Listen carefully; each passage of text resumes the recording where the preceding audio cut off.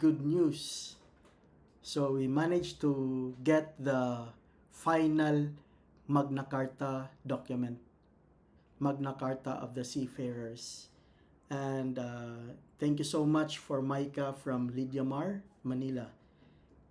And this one is medyo mas mahaba yung nakasulat dito, Republic Act na talaga, no? Yung kanina, may mga bill number. So, again, disclaimer lang po, hindi po ako lawyer. I'm just using AI to help me understand this. And maybe, makatulong to sa mga seaman na kasama natin dyan, no? And this is the document. So, nakasulat dito, no? I'm not sure kung pwede nating ma-zoom. Yan, S number 2221 and then H number 7325. So ano yan? If you remember, S is the Senate, no? And H is the House of the Representative. Ito yung mga Senate is the upper house, House of Representative is the lower house. And both of them must agree para maging batas, okay? Now, you all know the news na napirmahan na po to ng Pangulong Marcos, and kaya ito makita natin may Republic Act na siya. Okay? So, let's explain a bit, no? Using AI. Okay. So, I've uploaded this document. This is 28 pages pero kung makita mo parang hinati siya eh, 'di ba? So 28 times 2, so that's 64. So mas mahaba-haba yung and we have like chapter 1, we have section, so each chapter my section. Okay? Now, let's go to the AI. Now, I already I already upload, tapos nag-try na ako mag-chat. Okay, so who are the who are the signatories in this document? Okay, so for those of you who are new, in the first video we were trying to explain a similar document, but actually it was not the final document. I thought it was a final document, but actually it's not. And right now, this is the final document. And what we were doing is, ganito lang. Kumbaga, in-explain natin yung dito, yung document, tapos we use AI. So, I asked the AI, who are the signatories in this document? Then AI responded, the image you provided shows the signatories. Reginald B. Velasco, Secretary General of the House of Representatives. Renato N. Bantug Jr., Secretary of the Senate. And then Ferdinand Romualdez Marcos Jr., President of the Philippines. Now, nakasulat dito, while the Speaker of the House and the President of the Senate are crucial to the law passage, their signatures are present on this particular certified copy. Okay, FYI, yung AI is, kung minsan nagkakamali siya. So, let's see, no? Not present daw. Tingnan natin sa baba kung nandun ba yung, kung nandyan naman eh. Nandyan oh. Yan yung signature nila oh. Yeah, so kung minsan nagkakamali yung AI. But, okay, there's this news no na baka AI will replace our jobs. Maybe, yes, maybe not. But, hindi perfect po ang AI. AI needs someone to operate. Okay? So, don't worry about that, no? Okay. So, nandyan yung signature, oh, nakasulat pa nga. Pero sabi na, their signatures are present on this particular certified copy. Nandyan eh. Di ba? So, that's something to no? So, tuloy tayo. Okay. Now,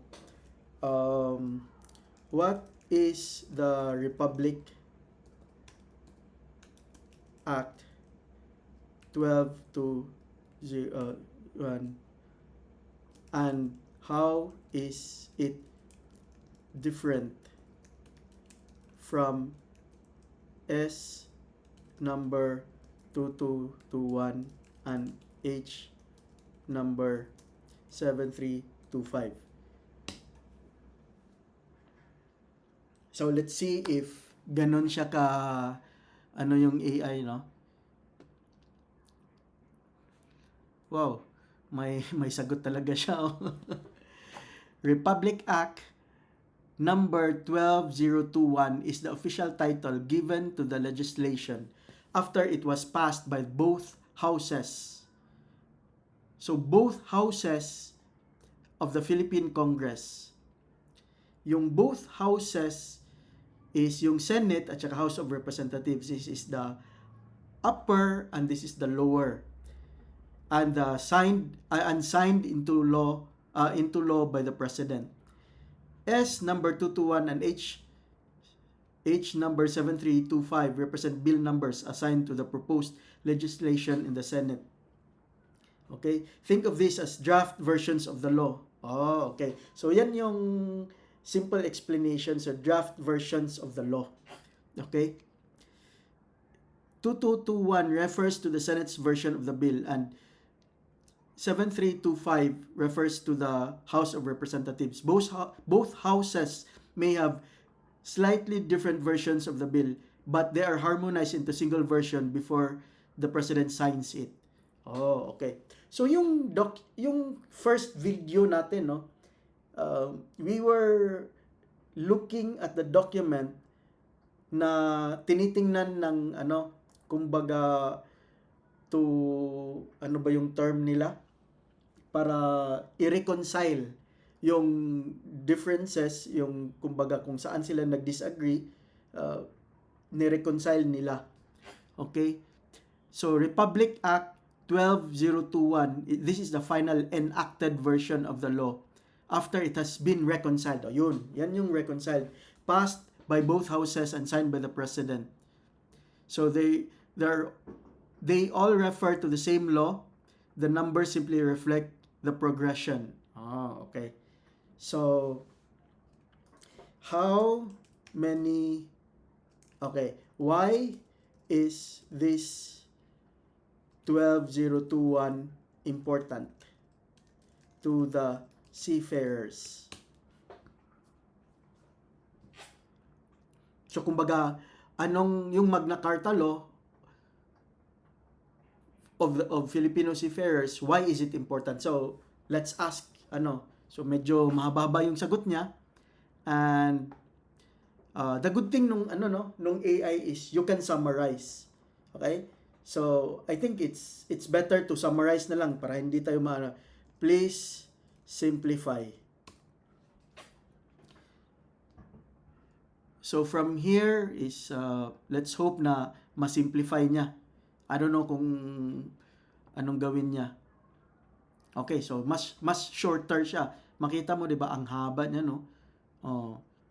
So Republic Act 12021 is very important law for Filipino seafarers. Importante daw 'to. Okay, guys. It's like the Bill of Rights that protects them and makes sure that they are treated fairly. It ensures fair pay and good working conditions. Safe ships, enough rest, and decent food and living spaces. Good medical care. If you get sick or hurt, you get help. Safe trip home. If your job ends, you'll get safe and paid for a trip back to the Philippines. Protection from bad treatment. You're protected from bullying and unfair practices. Ways to complain. There are ways to complain if something goes wrong. Okay, so ito yung summary, no, ng Magna Carta of the Magna Carta of Filipino Seafarers. Yan yung summary. Okay. Now, how nakasulat kasi dito may may chapter eh. So how many chapters in this document? So I really don't know how to structure, how to understand this maybe it's a lot of googling, no? Okay. So, but good thing we have AI. The Magna Carta of the Filipino Seafarers Republic Act 12 has 20 chapters. Nako, ang haba na nito. Okay, but let's try to make it faster. What are the 20 chapters?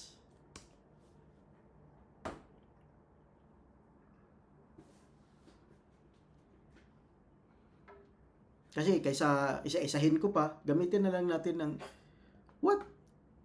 Oh, kung minsan nagkagulo na yung ano, no? Kung minsan ganito yan, hindi maintindihan ng AI. Okay? Yeah, so in the document I gave you, what is chapter 1? Okay.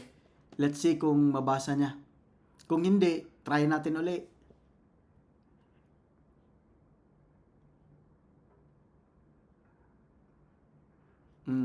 Okay. So, nabasa niya. Based on the text provided, chapter 1 is the declaration of policy. I don't know what that means. Okay. Section 1, short title. Section 2, statement. So, it's actually the purpose, no? It's overall purpose. Section 2, a statement of government's intention to protect. So, the good thing is the government is working to protect the rights and welfare of Filipino seafarers, promote their employment, and ensure equal opportunities. That's really good. Okay? So, what does declaration of policy mean?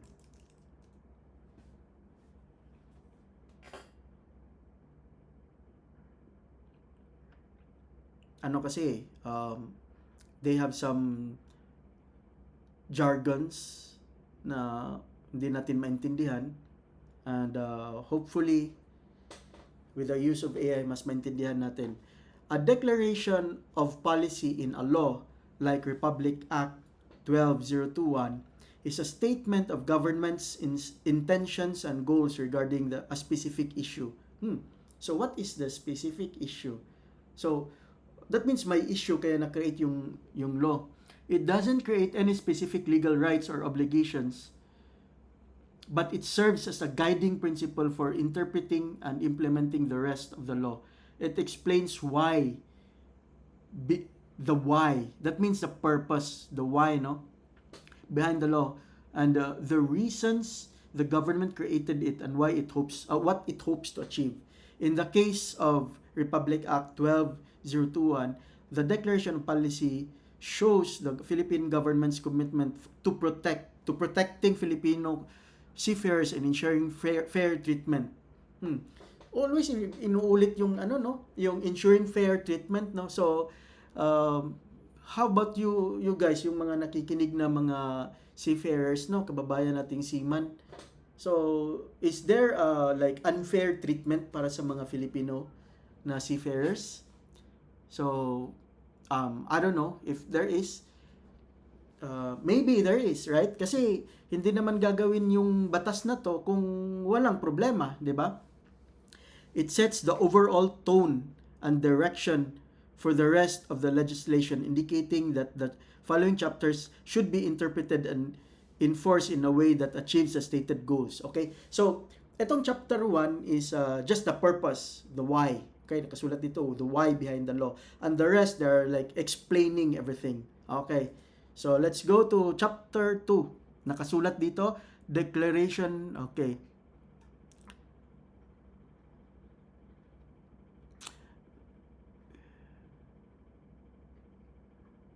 So, nakasulat dito, maritime industry, nakasulat dito, ensure equal opportunities in the maritime industry regardless of sex or creed.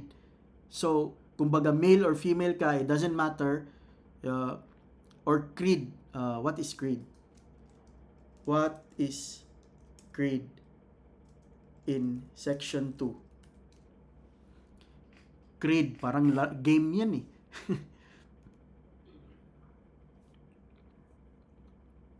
Including, nakasulat dito oh,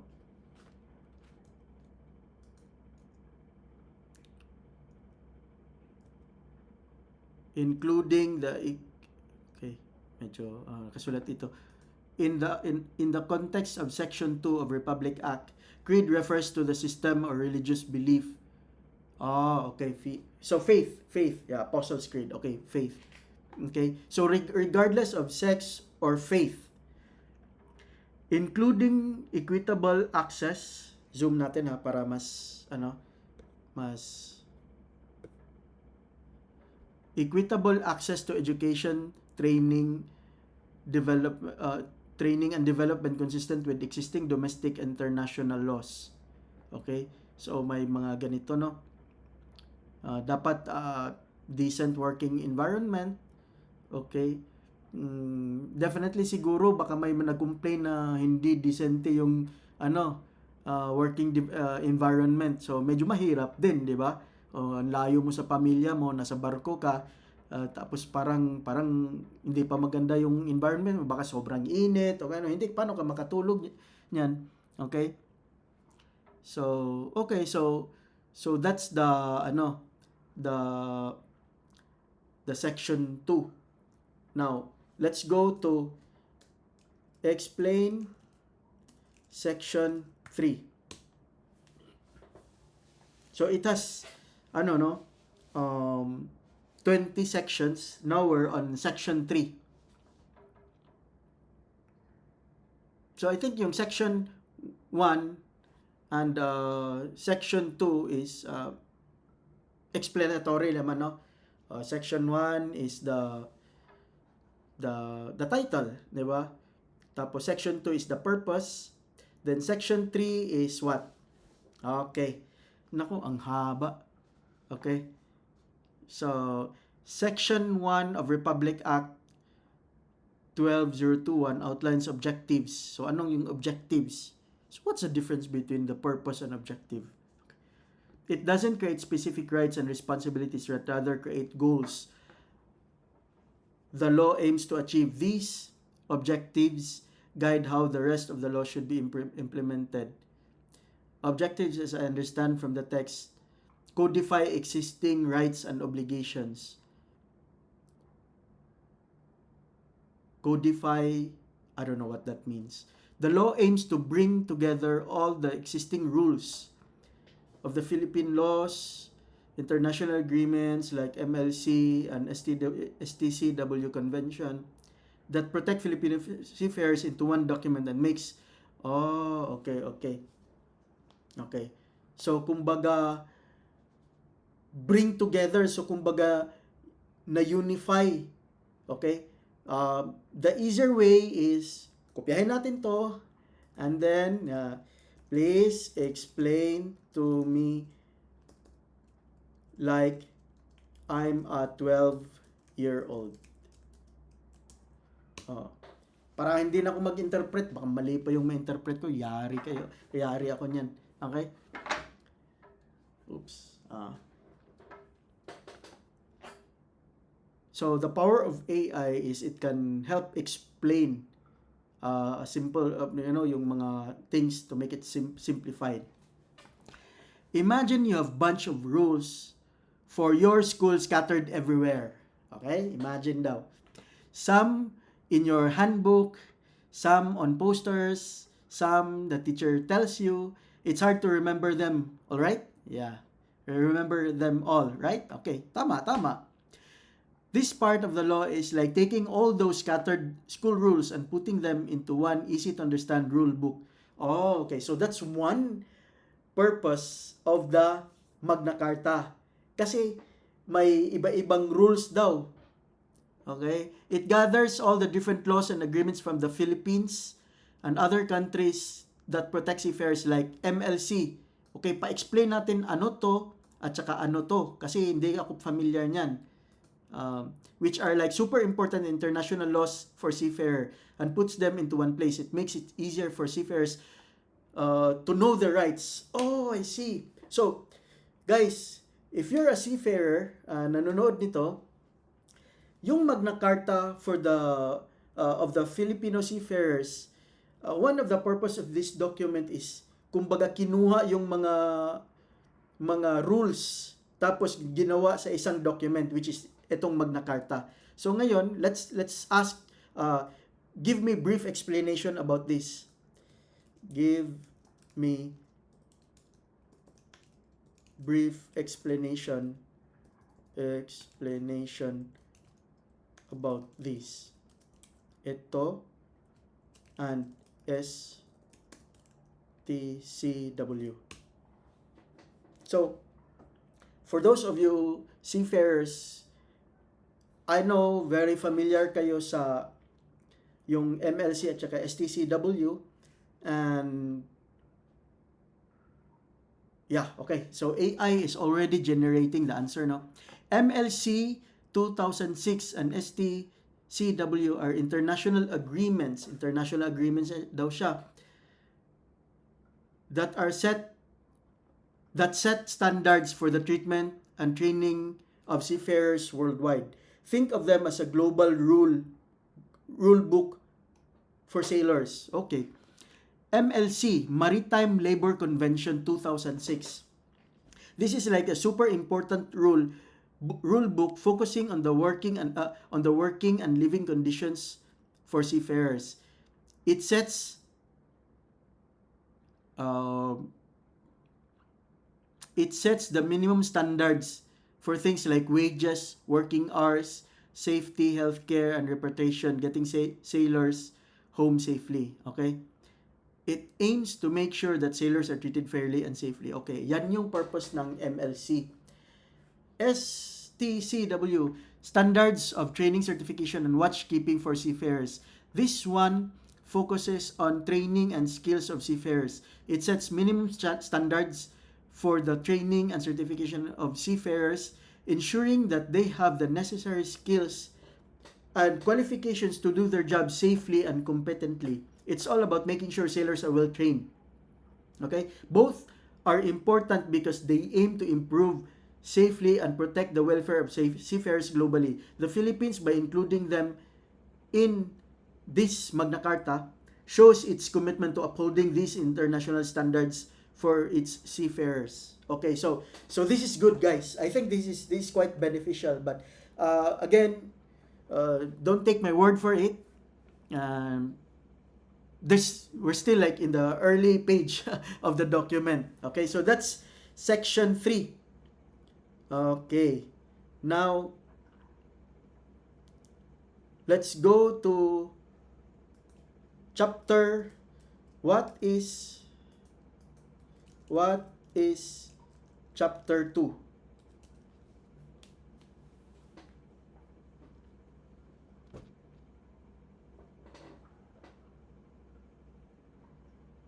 So the AI is thinking, and I hope, guys, sometimes hindi siya maka-understand. So tell me about section 4. Let's see kung maano na. So if not, then maybe we have to like upload this document again, kasi kung minsan we need to refresh it. So it's good na nakuha na ito, no? Section 4 of the Republic Act defines which Filipino seafarers are covered by law. It clarifies who gets the protection and rights outlined in the Magna Carta. In short, the law applies to Filipino seafarers working on ships sailing international waters, regardless of whether the ship is registered in the Philippines or another country. Okay. So this is a protection for all Filipino seafarers. It also includes Filipino cadets, those in trainings working on ships. So include pala yung Filipino cadets. Okay, that's good. That's good. The law does not cover Filipino seafarers working on certain types of ships like warships, purely government vessels. Ano 'yun? Baka yung mga yung mga Coast Guard, kasi government vessel yan. Traditional style boats or fishing vessels. Okay. So, pag fishing vessels, hindi siya included. Seafarers working on domestic ships, ships only sailing within the Philippines are mainly covered by existing Philippine labor laws, although some parts of the Magna Carta still apply to them. Okay. So, that's the summary, no? Okay. So, guys, again, I'm just using AI, ha? So, if you are working on warships, I don't know kung may Pinoy na nagtrabaho sa warships, you're not, you're not covered by this Magna Carta. If you're working on government vessels, okay, so please give me example of government vessels. Traditional style boats, I don't know what is traditional style boats, or fishing vessels. So yung mga domestic daw, you are covered by the Philippine law. But Magna Carta is it for international? Let's ask, no?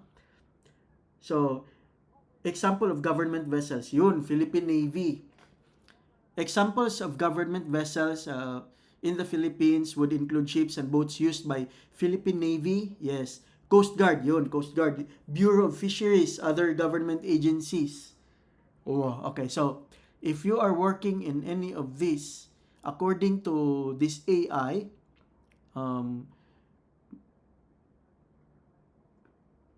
the law does not cover Filipino seafarers working on these type of ships. Okay? But again, domestic ship, seafarers working in domestic ships, you're already covered by existing Philippine labor laws. Okay. Okay guys, I hope may natutunan kayo dito. So that's section 4. No. Let's try to understand, no.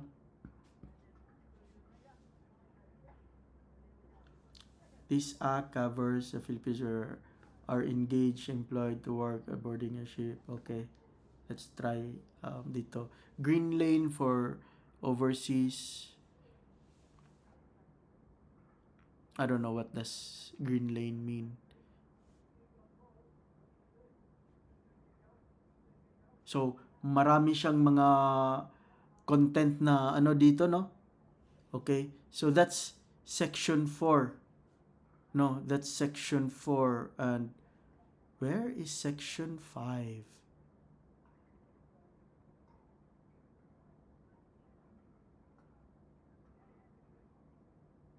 Oh, sorry. Mali pala. So, ito, section 4, dito yung kasunod. Kaya nga naguluhan ako eh.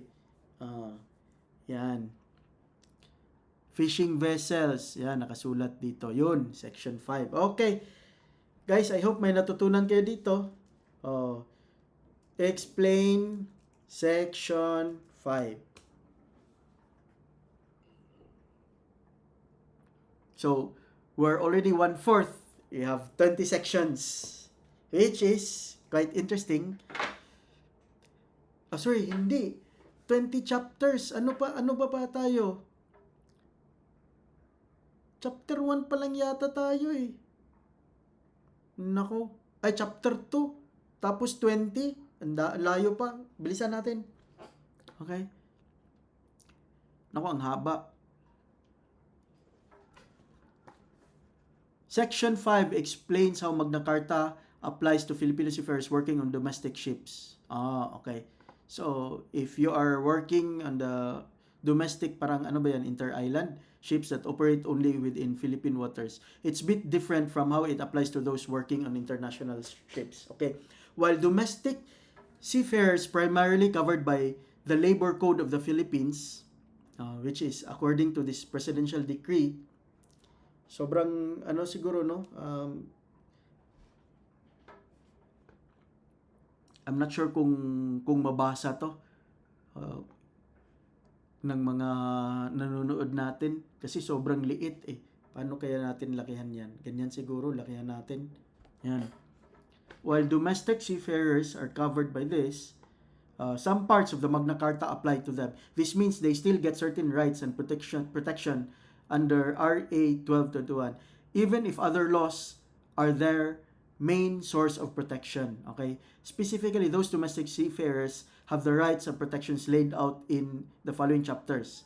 Sa Chapter 3, Seafarer Rights, this covers fundamental rights like treatment and safe working conditions. Okay, dapat safe working condition daw yung women in maritime industry in Chapter 4. Okay, address gender equality issues in the workplace. So, yeah, marami na ring mga seafarers na babae in our database. May nakita ko na second officer na babae. Okay? So, I think women has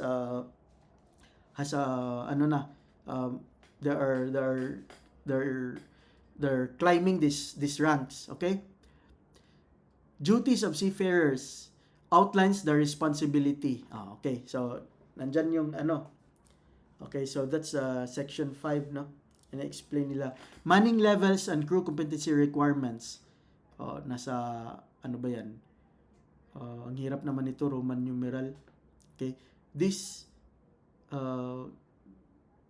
section concerns requirements regarding the number of competence. Okay, inspection and enforcement. Okay, green lane for overseas and domestic seafarers, provision for expedited processing and travel for seafarer during emergency situations. Oh, my green lane. Oh, okay. This is interesting. Okay. May mga yan. Pag may emergency situation, parang dire-diretso yan. Okay? May special lane. Exciting to, no? Okay. Marina or Maritime Industry and DOL, Department of Labor and Employment, are responsible for issuing guidelines to make sure these aspects of Magna Carta are implemented fairly for domestic. Okay, so it's the Marina and DOL who will work together. Okay? And I'm just curious about this green lane, no? So, tanungin natin si please explain this.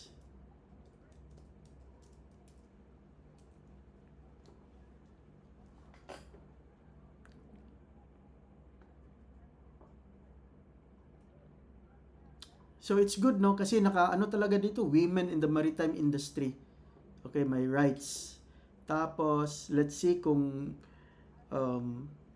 okay, medyo mahaba yung designed to help Filipino seafarers get through travel and processing quickly during emergencies. Think of it like a fast track. Okay, pag may emergencies daw, yung mga Filipino seafarers will have a fast track. Okay, when there's a crisis like pandemic, major disaster, or sudden need for seafarer to return home, normal procedures for things like immigration, travel permits, and official clearances can take long time. Tama. Matagal yan. Okay?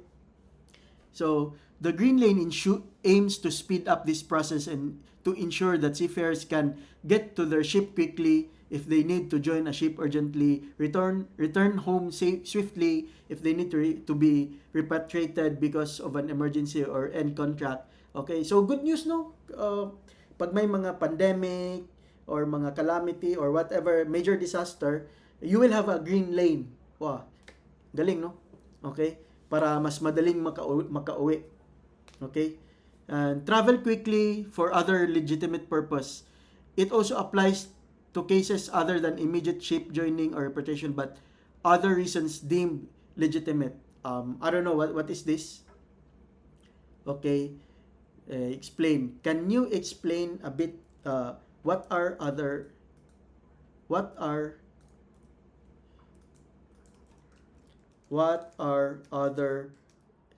legitimate reasons?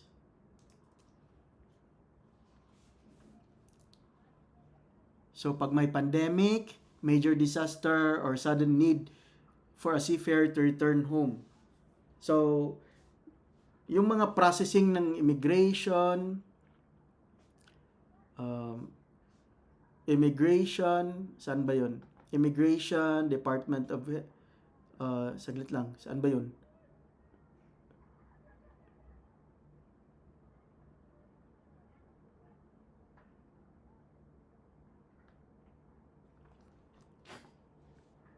Okay.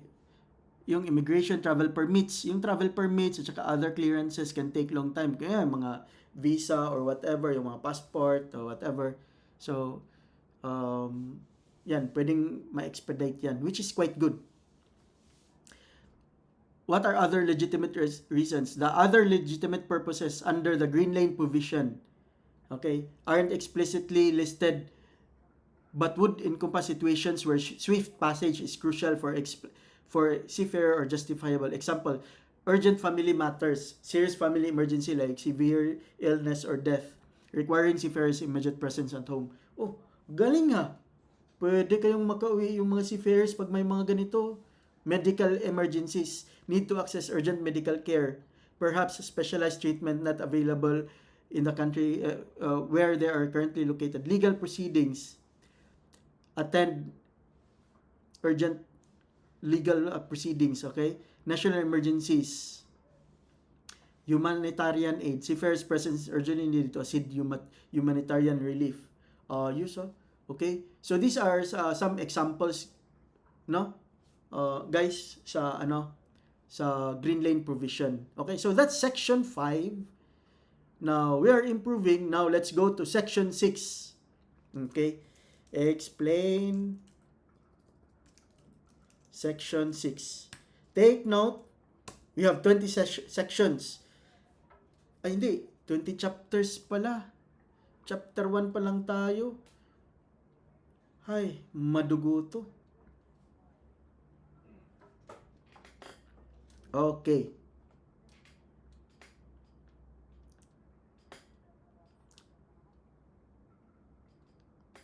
This is crucial for ensuring everyone understands and applies the law consistently without clear definitions. Okay. Section 6 is definition of terms. Ayun. Okay. So, nag-define sila ng mga definition of terms. Abandonment, I think you all know, mga seafarers, this clarifies what constitutes an abandonment by a ship owner, failure to pay wages, failure to repatriate, etc. It's a serious... okay. So, kumbaga, saan ba yun? Serious yan na kasulat pa din dito. Including adequate food, drinking water supplies, essential fuel, or on board. Okay. So, marami siyang nakasulat dito. Tapos, nakasulat dito, cadet. This defines who's considered cadet. Student undergoing training at sea. Okay. Domestic seafarer distinguishes between seafarers working on ships and Philippine waters. And I think you all know this, guys. Domestic maritime degree defines the type of maritime degree recognized by Philippine government. Green Lane, as discussed previously. International Convention Agreement. Manning Agency defines the role and responsibilities of these agencies and recruitment process. Maritime accident defines what constitutes an accident. Stakeholder, ocean-going ship distinguishes between ships operating international waters and those operating domestically. Ocean-going ship.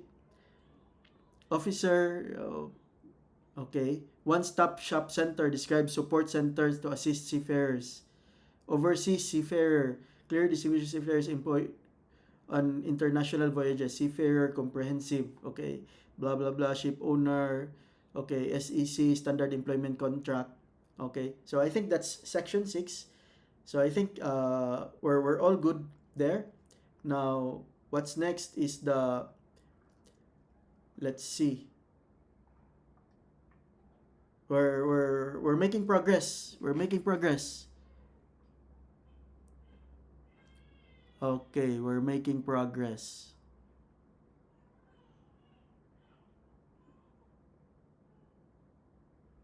Okay. So this is section 6, no? Yes! We're chapter 3 now. Explain Section 7. It's interesting na we have AI to help analyze this. Now, we cannot really dig too deep because if we do, nako, baka ilang oras to. Matatagalan tayo dito. Okay? So, Section 7 outlines the fundamental rights of seafarers regarding the terms and conditions of employment. It's a core section. Ito daw yung core section ng Magna Carta, ensuring that seafarers receive just and fair treatment.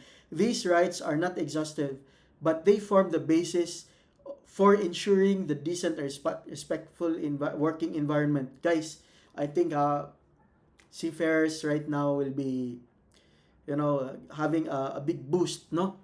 And seafarers, pag wala yung seafarers, we all know Philippines is a archipelagic country, no? Pag archipelagic country, ibig sabihin, it's maraming islands. Hindi naman pwedeng connectan ng bridge lahat yan, okay? Kasi kung minsan, baka hindi na, unnecessary na ba? So, the easy way is through yung mga ship, and that one would require domestic seafarers. Tapos pag international na naman, kung yung mga mahilig ng Shopee, Lazada, 'di ba? So, paano napunta sa Pinas yung mga product from China is through shipping, yung mga container ships. At saka we all know that Philippines is one of the biggest supplier of seafarers, okay? In the world, okay? So, this section guarantees safe and secure workplace. This means that the ship and its working environment must meet safety standards to minimize risk of seafarers' health and well-being. This includes proper equipment, adherence to safety regulations, and generally safe work atmosphere. Okay. That's good. Okay? So, I think this would lead to a question, no? Paano yung mga ship na mga coal? Kasi ang daming mga toxic na fumes dun di ba? So, yeah, I hope na may standards diyan. For sure there is. Okay, and I hope hindi mapabayaan yan. Fair terms and conditions of employment. This implies just and equitable employment contract including fair wages, reasonable working hours. Okay? So, ibig sabihin, enough na makapagpahinga kasi bangag yan pag ako nasubukan ko na nagtrabaho ako for 20 hours, no? For ilang days. Grabe, lutang. What if gagamit yan ng makina, no? Baka putol yung daliri niyan. Kaya mahulog yan sa kung saan-saan kasi hindi makapag-isip. Okay? And other benefits as outlined in the contract or law. Okay? So I hope maayos yan. Decent working and living conditions. Seafarers deserve a decent place to live and work. This includes things like adequate space, food, sanitation facilities, rest periods. O yan, pahinga. Okay? These conditions would be respectful and humane. Appropriate medical care. Seafarers have the right to receive necessary medical attention and treatment when needed. The right applies both while working and during repatriation. The law seeks to ensure prompt and readily available medical care at no cost to seafarer. Okay, dapat libre yan. Yung mga, kunyari, bunot ng ngipin, like yung kapatid ko, nasa China, pabunot ng ngipin. Okay, and yeah, good. So I think that's a good progress. No, that's Section 7. Now let's go to Section 8. Explain Section 8.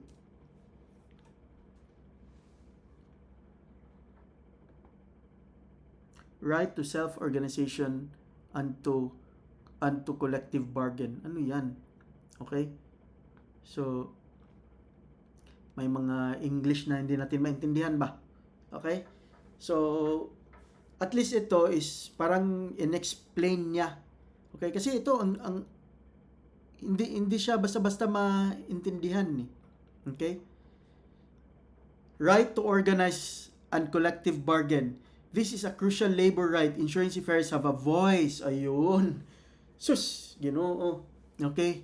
So, yun pala yung right to organize, has a voice in determining their working conditions and terms of employment. That means you have a right to bargain. Yun yung siguro collective bargain. Okay. So guys, again, I'm not a lawyer, and if there even lawyers na nanonood nito, they can, if you have some friends, you can ask them. Okay? You can forward them this video, and ito, specifically the section states that seafarers have the right to form, join, or assist in forming a labor union. O pwede palang mag-labor union? They can create or join organizations to represent their interest collectively. Interesting. Is most of the, cooperative or labor union? I don't know. So seafarers have this right, no? In forming a labor union. Engage in collective bargaining. This means that they have the right to negotiate with their employership, owners, manning agencies as a group through their union and discuss and agree upon their wages, working conditions, and terms of employment. Oh, okay. So, yan yung section 8 ha. Engage in concerted activities. Ano yan? Concert. This refers to the ability of seafarers to act together to improve their working conditions, such as through protest, strikes, if legal. Okay. Dapat daw legal yung strike ha. Okay. And other collective actions within bounds of the law. This right acknowledges workers at acting together to have more influence than acting individually. Okay. So, interesting na the law has given this ability, no. Guys, I know yung mga nakikinig dyan, parang sa Bisaya pa nagpanikad na. Don't ever abuse this, no?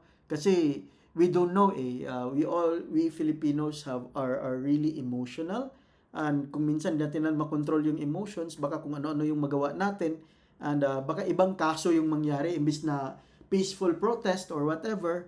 Pero guys, section 8, you can just take a look at this. Yan yung section 8 ha. Participate in policy making. So they have the right to participate in the process where policies and rules affecting them are decided. The law seeks to provide avenues for their input and representation. I don't know how it's gonna happen, but yeah. Okay. Furthermore, specifically states that seafarer labor unions continue to enjoy tax exemptions. Okay, tuloy-tuloy yung tax exemptions. Okay? And this is empowering them to advocate for better working condition. Okay, so again, this is all about right to self-organize and to collective bargain. Okay, so you have the voice. Now let's go to section 9. Explain section 9. Grabe guys. I hope may natutunan kayo nito, no? And it's so exciting kasi this is, kumbaga, sabi pa ni Maika yung from the Lydia Mar, no? Again, thank you so much Maika for giving us this document. Mainit pa to na topic. Mainit pa kasi kailan ba to na na pirmahan? Okay? So basahin natin section 9. Focuses on the right of Filipino seafarers to access affordable and quality education and training to improve their skills and career prospects. Okay, affordable. Okay. So hindi pa mahalan to ha. It recognizes their continuous learning and development are vital to seafarers' competitiveness in global maritime industry. Yes. So I've heard na one of the friend we serve in the Sacred Heart Church here in Singapore, and he's the chief warden. He's yung parang in Singapore kasi may mga lay ministers, diba? We call it Eucharistic ministers, at saka may mga wardens o hospitality minister. Yan yung magpapaupo, parang ushers, ganun, yung mag-collect ng money, okay? So in the Philippines, parang lay ministers lahat yun. So in Singapore, may mga may mga wardens. So our chief warden used to have a business na yung tagalinis ng ship. So they hire divers para mag-dive sa ilalim ng barko para linisan yung ship, okay? And according to him, most of the ranks, high ranks are that he know are actually by the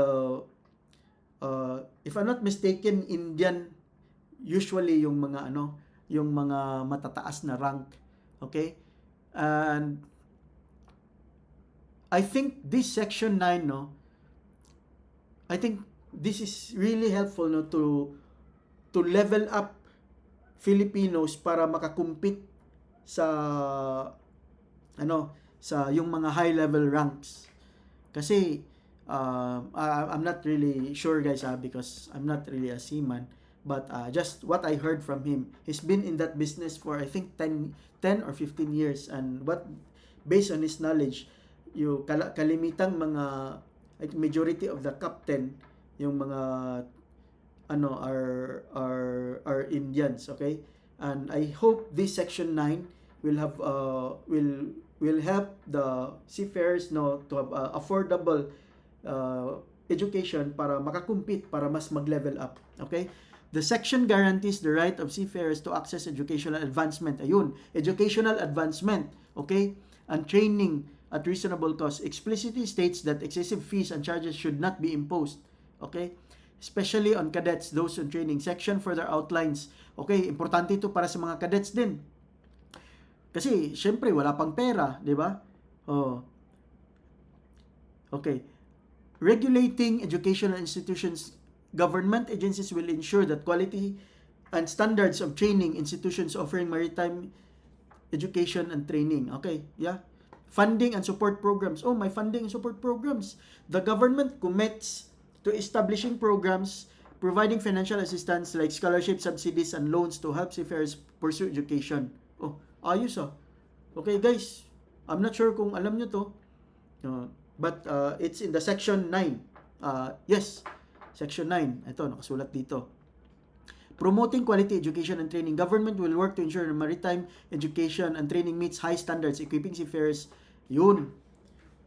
So, we hope na mag-level up talaga yung yung Filipino na mga seafarers. So guys, we don't know what are the details here, but yeah, it's here. So that's the section 9. Now we go to section 10. Okay. Kasulat pala dito Marina and CHED, a National Maritime Polytechnic, NMP, shall work together to mainstream gender and development in the curricula of maritime institutions and training centers. Okay? So, ito yung para legit yung mga training ba. Okay? So now dito tayo section 10. Explain section 10. Tapos na tayo sa section 9. Now kalahati na tayo. This is section 10. Ano kaya to? Section 10. Nakasulat dito, right to information. Ship owners, manning agencies, and other organizations responsible for recruitment and placement of seafarers shall provide seafarers with relevant information, including the terms and conditions of employment, company policies affecting seafarers, and conditions and realities attending their profession. Okay, so transparency. Okay, transparency. Pero guys, kung minsan pag na-hire na tayo, parang we don't really care about all these things, tama ba? Yeah. But yeah, it is important na transparent ba na ibig sabihin nilatag yung talaga yung expectations. I think yan Kasi baka ito sinabi pagpunta mo sa barko iba pala yung okay? So, medyo mahirap na. So, I don't know. Let's dig in further. This section mandates the ship owners, manning agencies, and other relevant organizations must provide seafarers with relevant information about their employment. This includes the details about their contracts, company, job duties. Dapat klaro yung job duties, di ba? This ensures seafarers understand their employment terms and conditions. Okay? So, medyo basahin nyo rin yan. Pero again, as I mentioned, pag na-hire na kasi very competitive, tapos ubos na yung savings, kung minsan kakagatin na lang ba, basta bahala na, basta makasampa, di ba? But guys, para hindi kayo maabuso, di ba? Company policies. Seafarers are entitled to know relevant company policies that affect them. Okay, so profession-related information about the realities and demands of the ocean profession to avoid any surprise or misinformation. Ayun. 'Di ba? So, kumbaga, ano yung expectations? 'Di ba? Kung wiper ka, oiler, ganun. 'Di ba? Kung kadete ka, anong responsibilities, tapos kung yung mga nasa top 4 ranks ka, ano yung mga expectation, di ba? A copy of their employment contract, okay? Legally binding daw yun. Okay, explain natin what is this legally binding. This guarantees that seafarers have physical copy of their legally binding document outlining their terms of condition. Okay, that's interesting. Results of their medical examination. Seafarers have the right to receive results. To be aware of their own health status. Seafarers organizations have the right of information impacting work conditions. Okay, their members. I'm just wondering, no, bakit nakasulat yung gano'n? Hindi ba pinapakita yung medical examination? May mga seaman ba dyan na hindi nakatanggap ng mga medical examination? I don't know. Right? Okay. So that's chapter 10. Section 10. Ay, hindi pa pala tayo kalahati. Grabe guys, ang lupit. Ano pa tayo? Anong chapter pa tayo? So anyway, tiyagaan natin to. So, baka kailangan nating i-break to. So ano yan? Section 10. Okay. Explain Section 11. Section 11 is nandito eh. Yan. Right to information of seafarer's family or next of kin. Okay. In critical incidents such as accidents. Ayan, may sinabi na si AI. Okay. Focuses on ensuring swift and transparent communication to the family or next of kin of the seafarer in the event of critical incident at sea. Okay. This is designed to minimize distress and uncertainty for families during difficult times. The section mandates that in cases of critical incidents, accidents, deaths, piracy, abandonment vessel, yung mga nag-abandon sa vessel, no? Piracy, the seafarer's family or next of kin must be informed immediately. Okay. I think ito is for the, yung manning agencies. Details, the information should include details of the incident, clear explanation what happened. Explain, okay, kung na-aksidente, di ba? Investigation reports, if any. Actions taken, what are the steps, okay?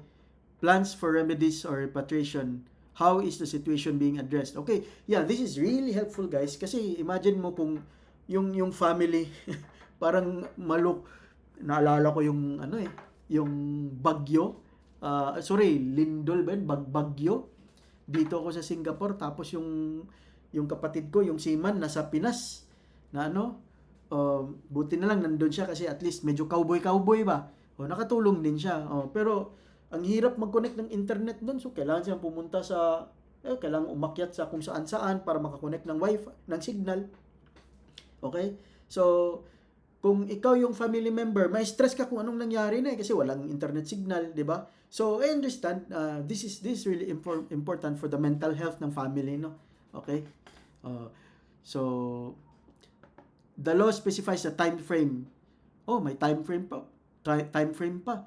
Overseas seafarers, ship owner, and manager must report to the DMW within 5 days o within 5 days. So, pag kung ano-ano nang mangyari, dapat expect within 5 days, dapat ma-deliver yan. Domestic seafarers, ship owners report to DOL within 5 days. Okay, within 5 days. Okay, so that's section 11. Now, let's go to explain section 12. Okay, so, si Ton, yan, mali yan, pero naintindihan niya ng AI. Okay guys, medyo laki ng progress natin ngayon. Okay. Section 12 guarantees Filipinos' right to safe passage and safe travel. This right covers various aspects of their journeys, particularly for those working internationally. Section explicitly states seafarers have the right to safe passage. This implies a journey free from undue risk of danger, whether during transit to their location or during repatriation. This is not limited to physical safety, okay, but also consider safety during related travels. Okay, safe travel. This refers to the journey itself and encompasses the various modes of transportation they may use for reaching the port to their final destination. Final destination daw. This also implies the provision of safe and appropriate transportation accommodate during transit. Dapat may transportation at saka accommodation. Okay? Specifically for overseas seafarers also covers right to disembark and embark in transit. Seafarers have the right to live on board the ships and in other countries during their journeys to their work relocations. What does this mean? This is interesting. Right to repatriation. Seafarers have the right to safely return to their home country at the end of their employment or emergency situation. Okay, so let me try to ask, what is this? Explain this.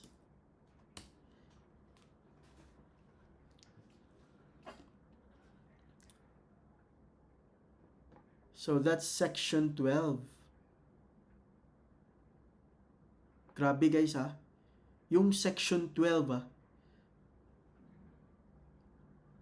ito mas naintindihan ko eh. Di ba? The right to disembark and embark in transit means Filipino workers working international voyages have the right to get on and off the ships in other countries during their journey to their work location to return home as long as the process is safe and legal. It's not just about the arrival at their final destination. For example, seafarer might need to change ships in a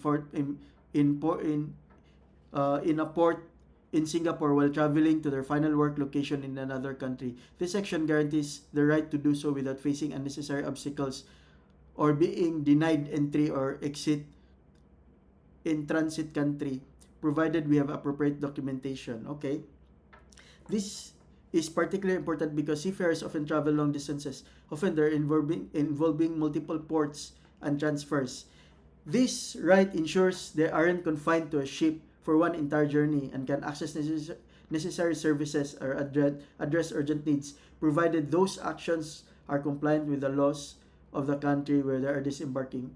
This right, however, doesn't mean that they have the right to stay for an extended time. This solely limited to transit purposes that are deemed legitimate and safe by relevant authorities. Okay. So now, dito, explain section, pagod na ako guys, explain section 13. Grabe, inisa-isa natin to. I hope makatulong to sa inyo. At saka yung mga magbalak na magsiman, I don't know how this can be helpful. Maybe this can be helpful. So, medyo malayo-layo pa. So, I remember, yung sa first video, tiningnan natin section 59. Take note ngayon, section 13 pa lang tayo. Okay. Importance of consultation with seafarers, Filipino seafarers, and other relevant stakeholders before implementing new policies. Okay? This ensures that seafarers' voices are heard. Oh, okay. I think this is relevant to what we discussed earlier. The adoption of any maritime policies. Okay, so the section explicitly states that seafarers and relevant stakeholders such as manning agencies, ship owners, and unions must be adequately consulted before the adoption of any maritime policy. New laws, rules, and policies impacting seafarers, enactment of any maritime law, okay? New legislation affecting seafarers, the issuance of any executive order or regulation, okay, any changes to the rules. Okay, so you have the right now to for consultation, okay? You must be adequately consulted, okay? Importance of consultation with the Filipinos. So dapat I don't know kung paano i-implement yan, no? Okay? So that's section 13. Now we go to section explain section 14. So ano yan? 13, 14. So guys, I hope you're learning a lot here. Let's end at section 15 and this is second to the last. Okay? Para maka-break naman tayo. Kasi medyo gabi na rin, mag-alas 10 na, 2 minutes to 10. Okay? Section 14 protects Filipino seafarers from discrimination in maritime industry.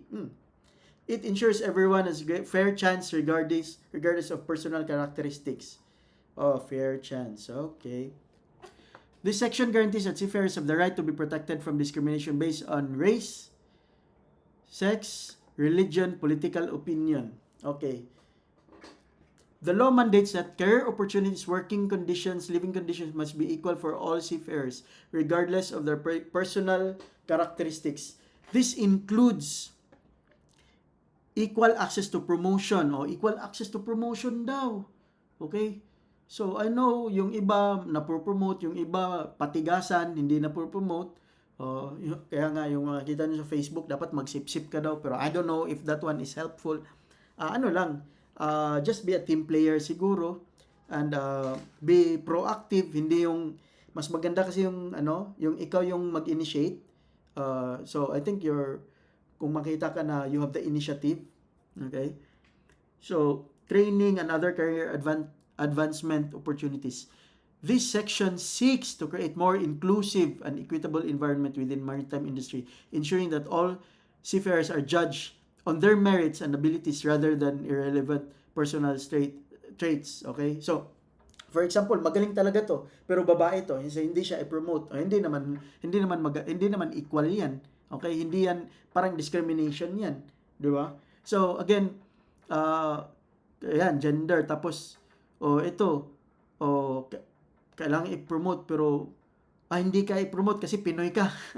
Parang tapos hindi ka i-promote kasi Katoliko ka. Tapos yung company is predominantly ibang religion. So ano yan, hindi pwede na mag-discriminate, okay? Tapos hindi ka na promote kasi kundi pro ganito ka o kaya pro ganito ka, 'di ba? So may hindi naman maganda yung ganyan, okay? So I think guys, as I mentioned, we stop at section 15, okay? Explain section 15. Nakasulat dito, section 15. All forms of harassment and bullying. May bullying pa ba doon sa ano? Siguro, no? Kung, I don't know. Okay.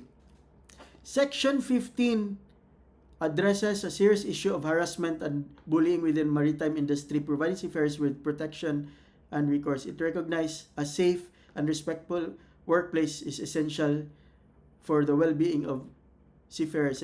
This section guarantees seafarers the right to protected from all forms of harassment, bullying on both on board ships and on shore. This includes forms of harassment, bullying, whether verbal, physical, psychological, or other forms. Okay? So, tayo pa naman Pinoy, di ba? Mahilig tayo sa mga joke-joke, di ba? At saka, um, siguro bullying na yun, pero we just treat it as a joke, no? Pero we don't know na bullying na pala yun. So, okay.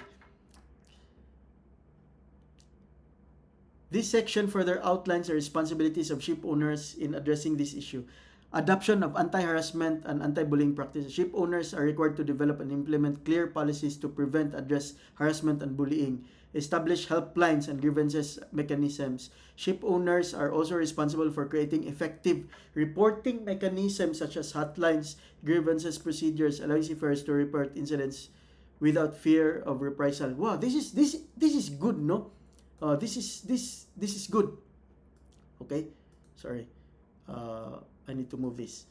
This is good na helplines and maybe this is something na pwedeng ilagay sa Simanbayo, no, yung mga reporting. We don't know. Okay?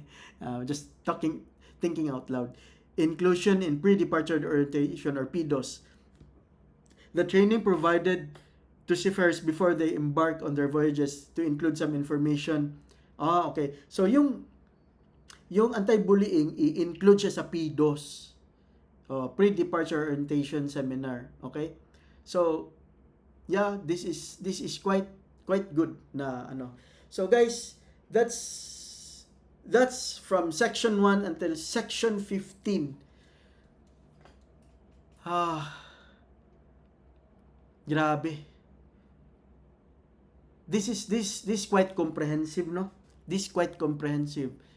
I think what I learned so far is ang dami. This is a protection. And this is the first time that I'm trying to understand a law. And I tell you guys, ang hirap intindihin ng may mga legal jargon. Tapos kung minsan kasi hindi siya ma-explain properly, but I'm thankful kasi lobat na tayo, di ba? And I'm thankful kasi may AI. Okay? Hanap muna ako ng charge ko muna to. Okay? At saka yung AI kasi is helping us para mas ma-understand natin. Okay? So this is quite useful. Powerful yung AI, guys. It can also like try to yung contract nyo. We can also use AI to help para mas madali maintindihan yung contract. Kasi kung tayo katanggap tayo ng contract, perma lang tayo kasi ang dami naman, ang hirap basahin, di ba? Okay? So guys, it's already, time check lang po, it's already 10:05 p.m. and I think hanggang dito lang muna tayo. It's been a long journey kasi nag-explain tayo ng section 1 to 15. At saka, I think mas mahaba pa to. Okay guys, thank you so much. I hope may natutunan kayo. Please share this video, like and subscribe, and let's continue more. And I hope you'll find this useful. Okay? Please feel free to share. Thank you so much. Have a great day. God bless.